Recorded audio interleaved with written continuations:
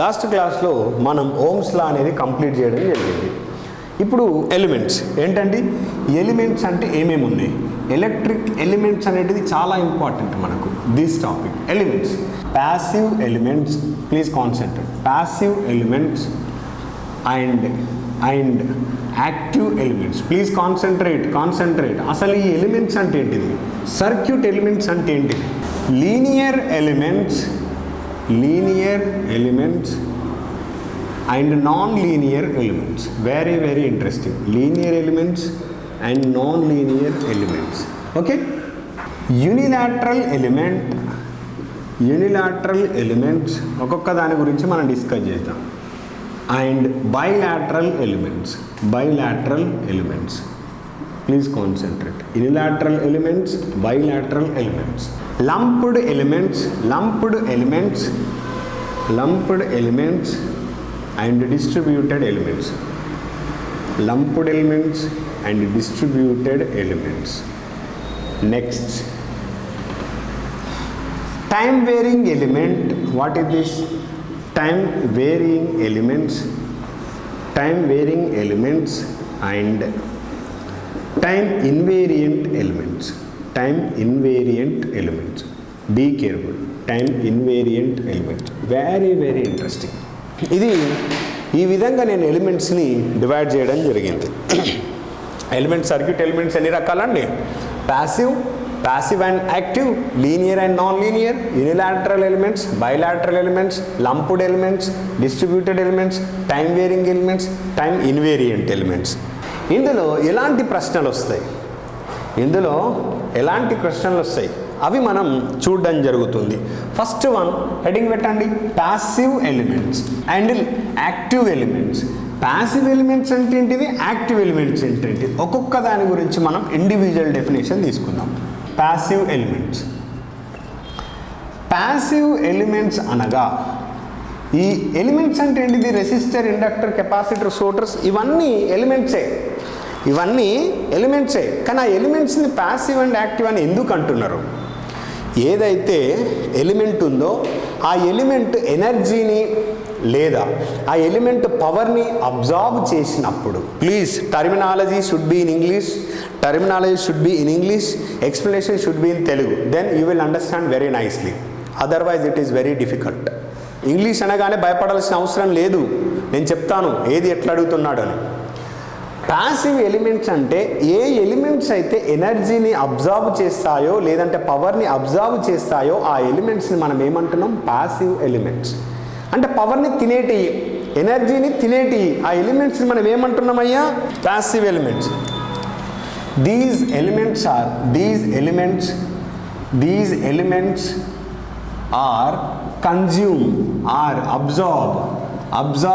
Absorb అంటే ఏంటి? తినడం. Are consume power or energy is called as energy. These elements are absorb or consume the power or energy are called passive elements. This is very interesting. Passive elements. What is this here? Absorb, consume. ఏం consume చేస్తుంది? పవర్ని లేదా ఎనర్జీని. మరి ఇప్పుడు చూడండి examples ఏంటి? Examples resistor, నేను ఆల్రెడీ రెసిస్టర్ గురించి చెప్పాను. What is this? Inductor. Okay, what is this? Capacitor. ఇవన్నీ ఏం చేస్తున్నావు అని అంటే ఈ రెసిస్టర్, ఇండక్టర్, కెపాసిటర్ అనేటిది ఎనర్జీని అబ్జార్బ్ చేస్తుంది, ఎనర్జీని తింటున్నాయి. ఓకే, ఏంటిది అసలు? రెసిస్టర్ గురించి నేను ఇండివిజువల్గా మాట్లాడతా. రెసిస్టర్ చూడండి, resistor is a passive element. Please concentrate. Passive element. కానీ ఇండక్టర్, కెపాసిటర్ అనేటిది, సార్ మీకు డౌట్ రావచ్చు, సార్ కెపాసిటర్ అనేది ఒక బ్యాటరీ కదంటే, దానంతట అది శక్తిని తయారు చేసుకుంటుందా? లేదు. ఏ డివైస్ అంటే మనం ఛార్జింగ్ పెట్టినప్పుడే కదా అది ఫిల్ చేసుకుంటుంది. ఏ డివైజెస్ అయితే వాటంతట అవే ఎనర్జీని తయారు చేసుకుంటాయో వాటిని యాక్టివ్ ఎలిమెంట్స్ అంటారు. దట్ మీన్స్ ఆ డివైజెస్ అనేటిది ఎనర్జీని డెలివరీ చేస్తాయి, పంపిస్తాయి ప్యాసివ్ ఎలిమెంట్స్కి. కానీ ప్యాసివ్ ఎలిమెంట్స్ ఏం చేస్తున్నాయి? ఎనర్జీని అబ్జార్బ్ చేస్తున్నాయి, తింటున్నాయి ఆర్ కన్జ్యూమ్ చేస్తున్నాయి. ఆ ఎలిమెంట్స్ని మనం ఏమంటున్నామంటే ప్యాసివ్ ఎలిమెంట్స్. మరి ఇండక్టర్, కెపాసిటర్ శక్తిని నిల్వ చేసుకునే సామర్థ్యం ఉన్నప్పటికీ అవి వాటంతట అవి తయారు చేసుకోలేవు కదా, అందుకోసం అవి వేరే పైన ఆధారపడుతున్నాయి కదా, అందుకోసం ఇవి తింటున్నాయి. కాబట్టి ఇండక్టర్ మరియు కెపాసిటర్స్ని కూడా ప్యాసివ్ ఎలిమెంట్ అంటారు. కానీ ఎనర్జీ స్టోరేజ్ ప్యాసివ్ ఎలిమెంట్స్.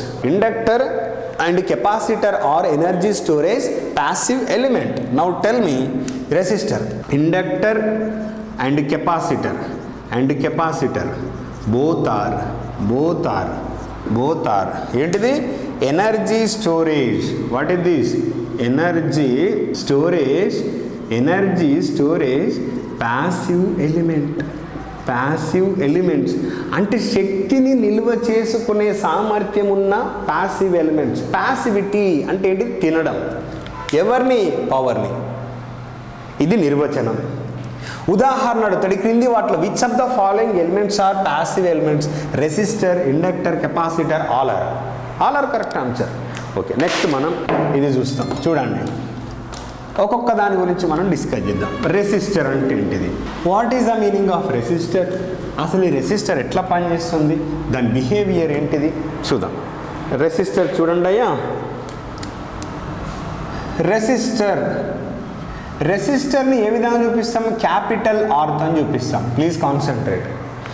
రెసిస్టర్ని ఏ విధంగా మనం డ్రా చేస్తాం? ఇగో ఇది రెసిస్టర్. ఏంటయ్యా? Resistor R. దీని యొక్క యూనిట్స్ ఏంటిది? ఓమ్స్. ఎగ్జామ్లో అడుగుతాడు యూనిట్స్ ఏంటని. Units ohms. దీని యొక్క సింబల్ ఏంటిది? ఇగో ఈ విధంగా ఉంటుంది. అడుగుతాడు రెసిస్టర్ యొక్క యూనిట్స్ ఏంటిది? అసలు రెసిస్టర్ అంటే ఏంటిది? రెసిస్టర్ అంటే it opposes the flow of current in any conductor. ఇదొక కండక్టర్ అనుకో, ఇదొక వైర్ అనుకో. దీని గుండా విద్యుత్ ప్రవాహం జరగాలి అని అంటే ఈ కండక్టర్కు ఉన్న రెసిస్టెన్స్ అనేది ఈ విద్యుత్ ప్రవాహాన్ని వ్యతిరేకిస్తుంది. అంటే రెసిస్టర్ అంటే ఏంటయ్యా? రెసిస్టర్ అంటే ఏంటిది? విద్యుత్ ప్రవాహాన్ని వ్యతిరేకించే స్వభావాన్ని రెసిస్టెన్స్ అంటాం. రెసిస్టర్కున్న గుణం resistance.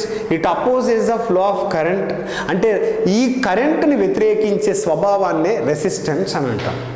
In the form of voltage drop. ఏంటో చూద్దాం. Resistor having the behaviour of resistance. It opposes the ఏంటయ్యా? It opposes the flow of current. Flow of current through conductor.